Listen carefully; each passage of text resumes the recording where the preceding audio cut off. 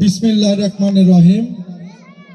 মহান বিজয় দিবস উদযাপন উপলক্ষে আলোর দিশারি সংঘ ক্লাব কর্তৃক আয়োজিত আজকের এই অনুষ্ঠানের প্রধান অতিথি বাগমারা মাটি ও মানুষের নেতা, কারা নির্যাতিত নেতা, বাগমারার তৃণমূল মানুষের নেতা ডিএম জিয়া রহমান জিয়া ভাই।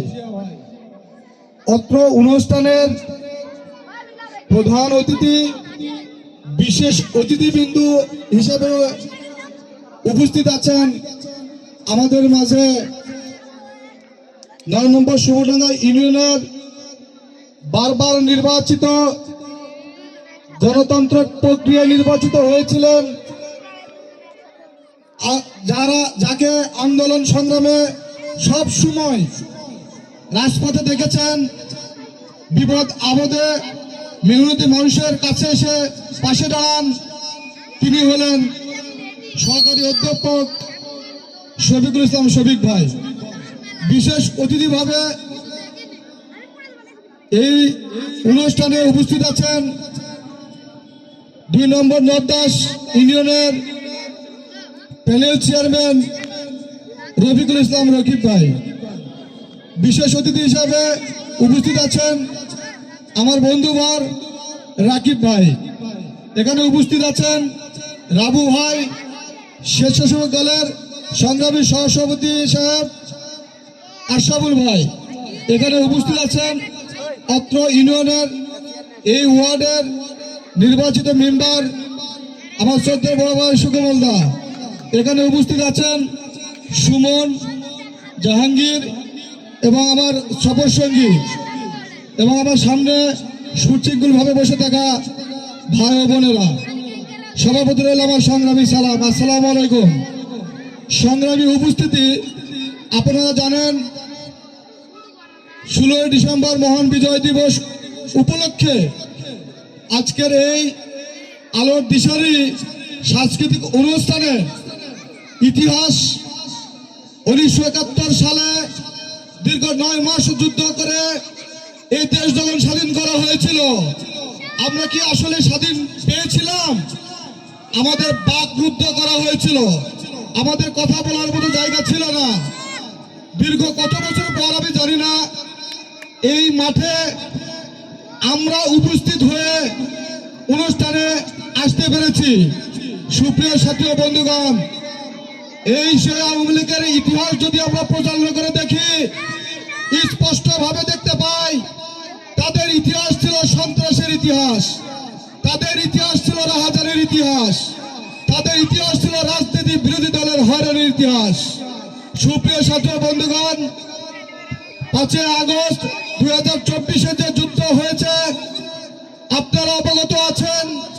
আমার স্বচক্ষে দেখার মতো সৌভাগ্য হয়েছিল যখন ছাত্র আন্দোলন গড়ে তোলে। তখন আমি আমার 6 বছর শিশু, আমার ছোট ছেলে, আমার মেয়ে, আমার ওয়াইফ সবাইকে নিয়ে রাজপথে ছিলাম।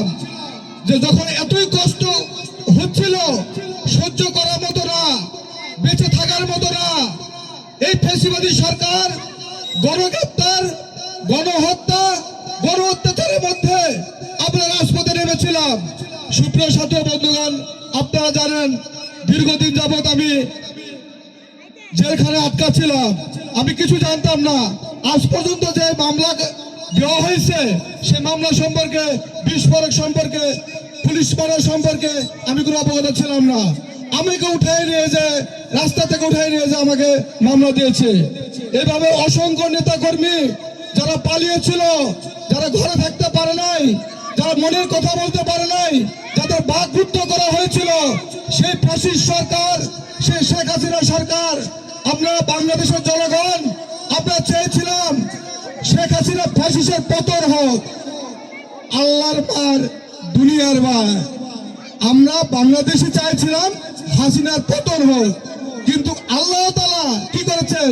তাকে দেশ ছাড়া করে ফেলেছেন।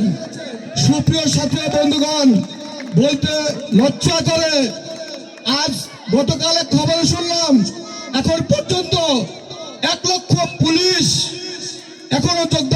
নাই, ইতিহাস খুঁজে দেখলে বোঝা যাবে। 1 লক্ষ আপনার বাড়ি যে পুলিশ ছিল, আপনাদের গ্রামের যে পুলিশ ছিল, দেখেন তারা সবাই থানাতে কাজ করছে। 1 লক্ষ লোক এর মধ্যে থেকে নাই, তার মানে কারা ছিল? এই র ছিল, ইন্ডিয়ার পুলিশ ছিল, যাদেরকে দিয়ে নির্মম ভাবে ছাত্র জনতার উপরে আন্দোলন করে গুলি করে হত্যা চালিয়েছে।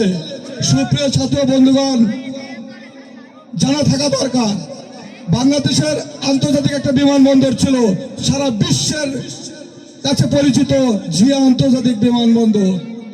এই জিয়া আন্তর্জাতিক বিমানবন্দর এই নামকরণ করার জন্য, নাম পরিবর্তন করার জন্য যে নামকরণ করা হয়েছে, যে নাম দেওয়া হয়েছে, আমরা জানি শাহজালাল আন্তর্জাতিক বিমানবন্দর। এই শাহজালাল আন্তর্জাতিক বিমানবন্দরের গোপনীয় তথ্য আপনাদেরকে জানিয়ে দিই। এই শাহজালাল, আপনি ইংলিশে প্রত্যেকটা শাহজালাল থেকে সর্বশেষ লেখা উঠবে ওখানে শেখ হাসিনা বিমানবন্দর। এদের ছিল মাস্টার প্ল্যান। এই ইন্ডিয়ার কাছে এই দেশ আমরা জিম্মি ছিলাম, এই দেশ তারা পরিচালনা করত। সুপ্রিয় ছাত্র বন্ধুগণ, 5ই আগস্টের এই আন্দোলনে আজ আমরা বিজয়ী হতে পেরেছি। আজ আপনাদের মধ্যে এসে দুটি কথা বলার সুযোগ পেয়েছি। এই বলে আমি আমার সংক্ষিপ্ত বক্তব্য শেষ করছি। এই বিজয়ে শ্রদ্ধা ভরে স্মরণ করি সেই সব শহীদদেরকে, আবু সাইদ, মনোরম সহ, মারুফ সহ তাদের আত্মার মাগফিরাত কামনা করছি। এই বলে আমি আমার সংক্ষিপ্ত বক্তব্য শেষ করছি।